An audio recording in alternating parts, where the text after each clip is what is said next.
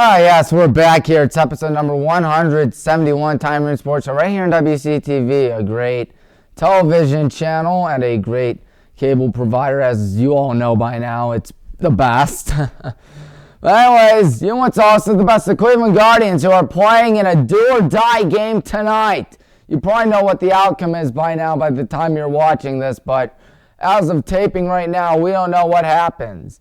Let's look at some of the postseason stats. Like Oscar Gonzalez has a .259 average, 7 hits, 4 RBIs. Jose Ramirez with a .333 average, 1 home run, 3 RBIs. Stephen Kwan had a .269 average, 744 OPS, 2 walks, and 2 strikeouts, which is pretty impressive. Shane Bieber, a 2.03 ERA, 15 strikeouts, and a .9 whip. Tristan McKenzie, a .82 whip. 154 opponent average and 13 strikeouts. Not to mention Cal Quantrill, who despite having an 0-2 record, has 8 strikeouts and 4 walks. And was a tough walk loser in both those games, may I say.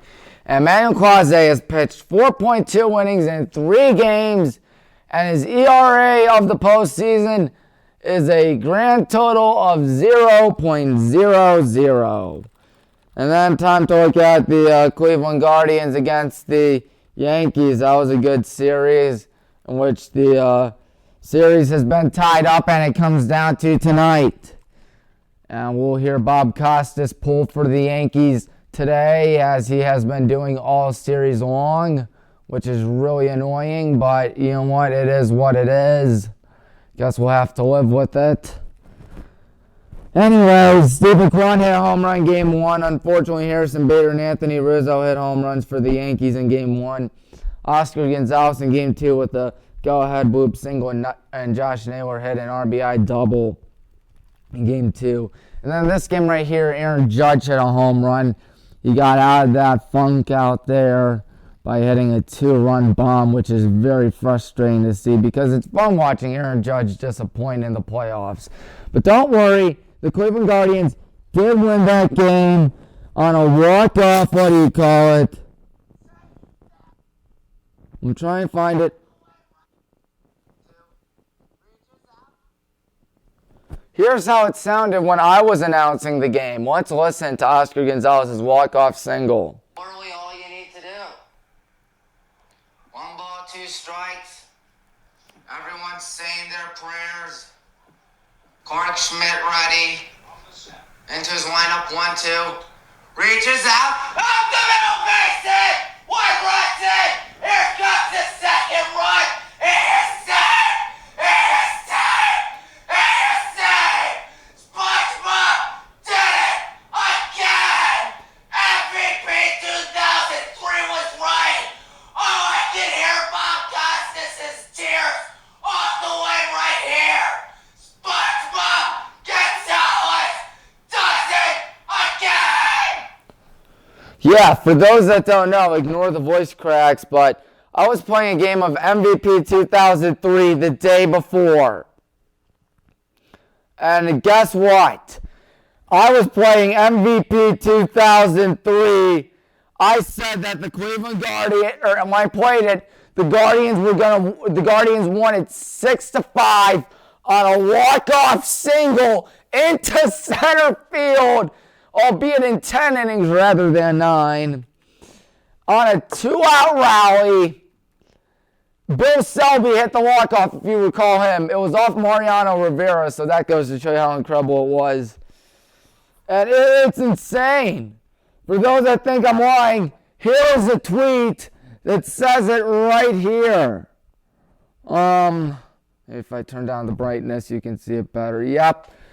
MVP. Hold on. Maybe if I can walk there. Nope, just hold it there. Okay, thanks, John. Zoom in. Okay, John, thank you. There it is. It says MVP 2003. Says the Guardians will win 6-5 on a walk-off in 10. I tagged Rivera himself with a 2-out rally to win it. Came back from 4 down to win it. Guardians never say die. Tweet at 9:17 a.m. October 15th. I was right. I was right. Unfortunately, the Guardians couldn't close it out. Whoopsies. couldn't close it out 2 nights ago because, well, Bader hit a home run. But Naylor hit a home run, did his rocking the baby home run celebration, which Ben Verlander got mad about. But then again, it doesn't Ben Verlander, kiss the tail of Shohei Ohtani all the time? Yes, he does. I mean, come on, Jose Ramirez would tee off Shohei, and you know it. Time for NASCAR because the season's winding down. In the South Point 400, the winner was Joey Logano, clinched the spot in the final race of the season. Ryan Blaney Stage 2, Bubba Wallace Stage 1, but that wasn't the major headline surrounding Bubba that race. Instead, it was a big crash with Kyle Larson, and then things got worse. A very unclassy move, which he positioned his car towards Larson after it, and then shoved him into his car. I mean, yeah, I get if you're frustrated and stuff, but still not a class move right there. Rather frustrating. Here it is for you, folks. They both crashed, and you gotta admit it's an accident. And listen, when I get angry when playing NASCAR Thunder and probably throw my controller in anger, and admittingly, the season's over for both of them. I don't know why. I mean, if their season wasn't over, I guess you could be a little upset, but I think he completely overreacted. Very unclassy, to say the least. Oh, well. He did apologize, fortunately. So there is that. The crash occurred on lap 94. Kyle Busch spun out 17 laps earlier. There was another caution on lap 103. J.J. Yeley with a flat tire 91 laps later. Ryan Blaney hit the on lap 228. Daniel Suarez spun out in the grass shortly after. And now there are 3 races to go. We're going to see who else clinches the other 3 spots in the final race of the season. Joey Logano being one of them. All right. Time to see Tommy's picks because, well, they were quite interesting, weren't they? There's the final as Logano celebrates the win. Obviously, must be happy with how that resulted. First things first, high school football. Hogan shuts out Benedictine as Benedictine's woes continue. They're now an unfortunate 0-9 as they got shut out 48-0. And what was a great game of football, I think in Cincinnati, St. Ed's beat Archbishop Moeller 6-0. St. Vincent St. Mary defeats Cleveland Heights. Cleveland Heights will not have a perfect 10-0 season as St. Vincent St. Mary plays spoiler. Highland will clinch at least a piece of the American Conference following a 30-3 win over the Aurora Greenmen. So that's always a great thing to see. Homestead Falls took down Avon Lake 56-31. And North Royalton with a huge upset over Wadsworth at Art Wright 22-21. Must be frustrating for you guys, but at least Wadsworth's going to make the playoffs in D1R1. Lake continuing their strong season with the 35-7 win over Perry. And Barberton over Cuyahoga Falls 40-13. Talmadge takes down Copley with these 63-28 as Copley's pretty weak defense showing up again. Or showing you how weak they are, I ought to say. Maple Heights took down Shaker Heights 36-21. University School Preppers took down Warrensville Heights 39-8. Kirtland beat Edgewood 44-0. Lutheran and West beat Independence 50-0. Time for college football. Michigan defeated Penn State 41-17. Oklahoma bounces back from what was a frustrating loss the week prior with a 52-42 win. Illinois beat Minnesota 26-14. Ole Miss takes down Auburn 48-34.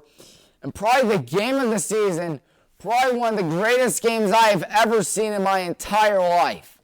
Tennessee beat Alabama 52-49. That game had everything. It had drama.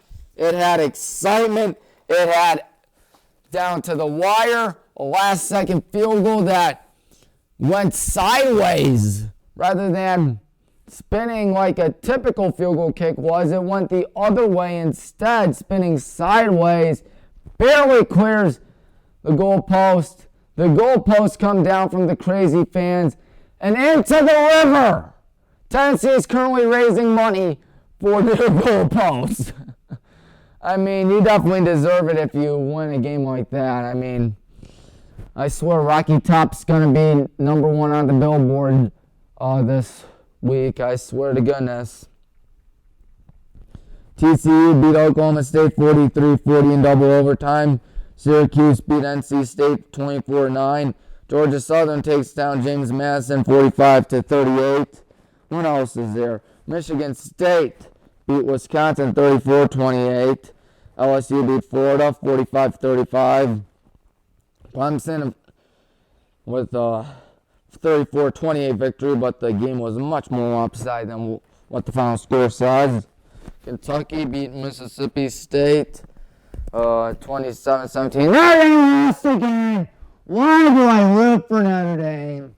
Oh my goodness, it's not like my parents are both Notre Dame fans, but they're not even Notre Dame alum. That was one of the worst losses I've seen in a long time. And they lost to Marshall a few weeks ago. Oh, the season's over. Fire Freeman, my friends. Fire Freeman. 16-14 loss to Stanford. That sucks. Utah took down USC 43-42. NFL, another Thursday night disaster. 12-7 Commies win over the Sea Bears. Thank God it's on Amazon Prime and not other TV stations, because if it were on, network TV, then everyone would be tortured into watching this. The Falcons beat the 49ers 28-14. And Speaking of disaster. Yes, this one. I think that the Browns need to have a complete fire sale by now with the front office. Kevin Stefanski's not doing well. Joe Woods is awful. Everyone's doing a terrible job on the coaching staff. Get rid of them. Burn it with fire. 38-15 loss to the Patriots, and Bailey Zappi. Who again? Oh, God. And the Jets, I didn't say Jets suck, because they do not suck. Instead, they won again. That was my upset, folks. A 27-10 win over the Packers. Colts beat Sucksonville 34-27. Vikings take down Free Rolly 24-18. Bengals beat the Saints 30-26. And the Giants aren't losing either. What world do we live in when the Giants aren't losing? Good God. They're 5-1. They are 5-1 by beating the Ravens and by a final score of 24-20. Good Lord. The Steelers won a game. Oh, come on. Now we're tied in last. That's ridiculous. And they beat Tom Brady and the Buccaneers. Tom Brady is definitely going through some off-field issues, as we all know by now. And I feel like that might be affecting his play as the Steelers take down Tom Brady 20-18. Kenny Pickett won a game. Oh, I think my hands are bigger than Kenny Pickett's. My hands are very small. Anyways, the Rams beat the Panthers 24-10. Seahawks beat the Cardinals 19-9. Cliff Kingsbury should be fired by the end of the season. Bills finally get revenge over the Chiefs 24-20 at Arrowhead, or Geha Field, Geha Field at Arrowhead Stadium. I think that name is really dumb because commercialism.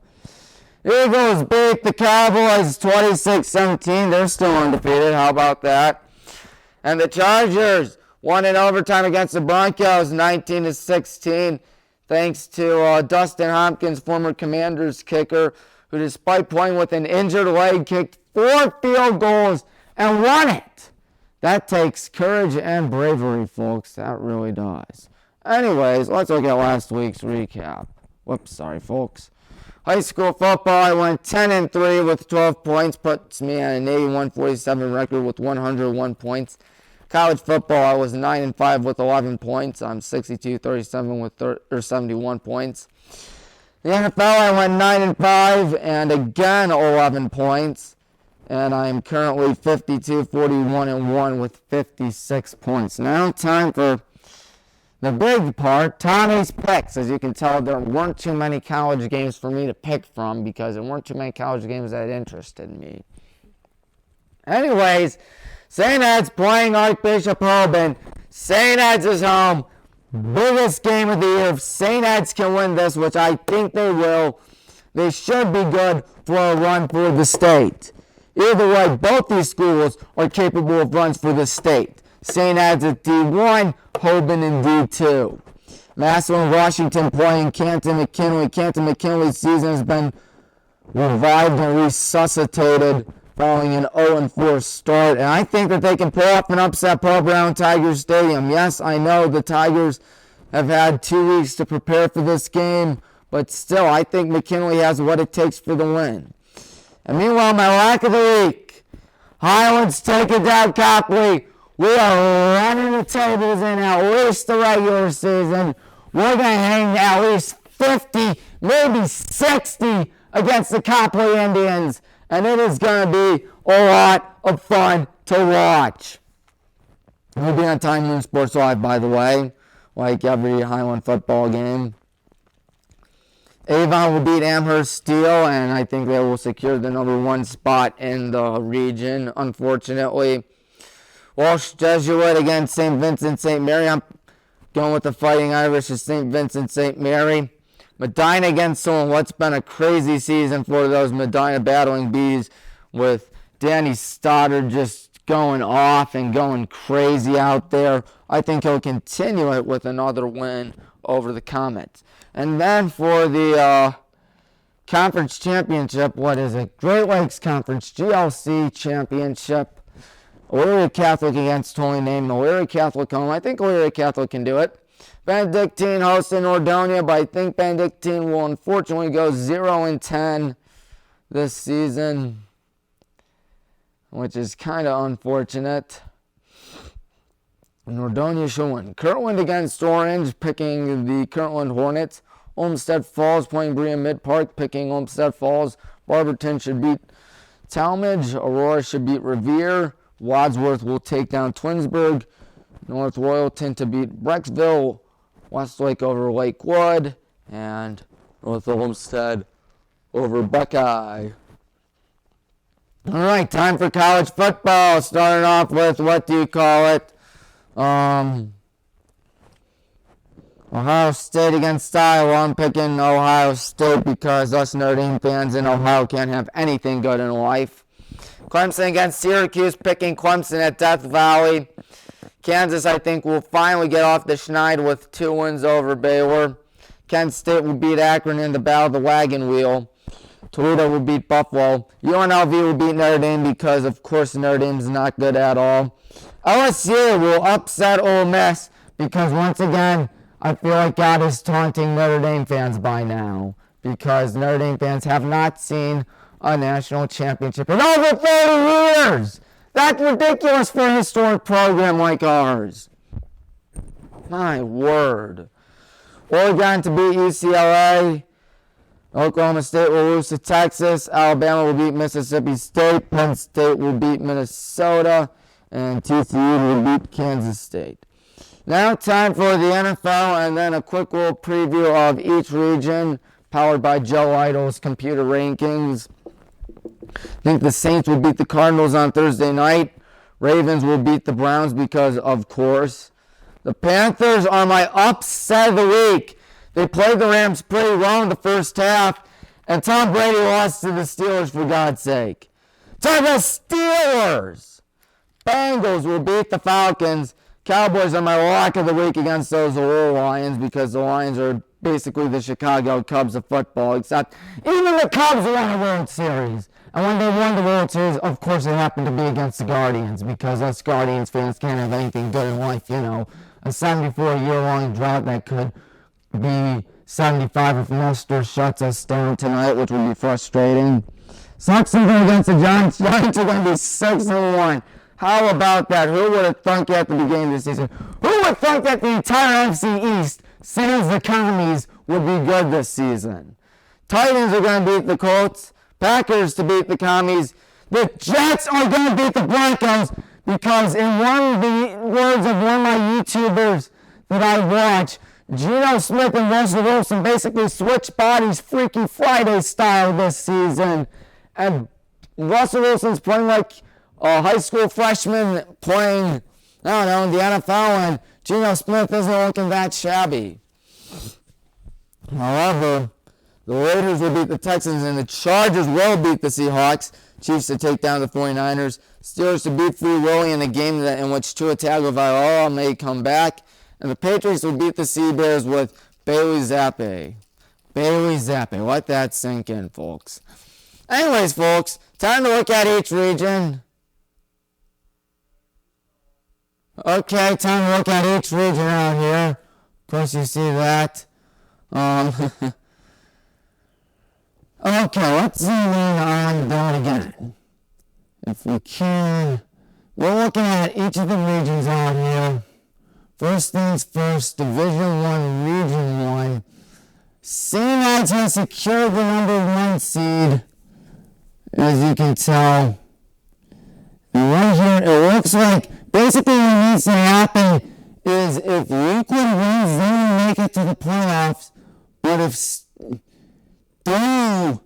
wins as well, they will also make the playoffs, I believe.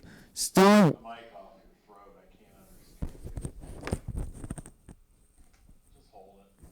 Okay, thanks. Anyways, I'm sorry about that, folks. Anyways, looking right here at D2R5, Hoban has the number 1 seed. They've clinched the top 4. Riverside will most likely be a top 4. Same with Hudson. Hudson does play Stowe Friday, which means that should be an easy win for them. They should go to 10-0. And that is just something. And Hudson will most likely play what looks to be either Maple Heights or Rhodes, either one. As you can tell, their computer rankings are basically the same thing. And Lakeside and South are the 2 schools that are in right now that do not control their own destiny right now. And Boardman has a chance to sneak in. Same with Shaker Heights, Harding, and Twinsburg, perhaps, with a win. Now time for D2R6, the one that I know the most because, of course, that's where the Highland Hornets are. By the looks of it, it looks like we're going to be the number 2 seed, which is rather bad because there are 2 schools out there that scare me a lot. The Avon Eagles, who are number 1, and Toledo Central Catholic, who is number 3 right there. Looks like that's what it's going to end up being. And then not to mention the fact that number 7 seed will be either Fremont Ross or Olmsted Falls. If it's Fremont Ross, I like her odds, especially considering the fact that they're going to have to travel all the way here. But if it's Olmsted Falls, that scares me. Olmsted Falls is one of the best schools out there. I don't know if we can beat Olmsted Falls. Hopefully we won't have to worry about that. Hopefully North Royalton can knock them down. And by the looks of it, Avon will be playing Sylvania Northview, and we will be playing Ashland, the Arrows. And that's basically what's going on. We'll have a more deeper, in-depth look of the regions once the playoff picture pops up for sure and is there for good. So next week, Tommy's picks will be for the playoffs for high school football. The round is 16 or round is 64 in each each division, 16 in each region, of course. Till then, I'm Tommy Maroon here signing off. Take care, everybody. Goodbye.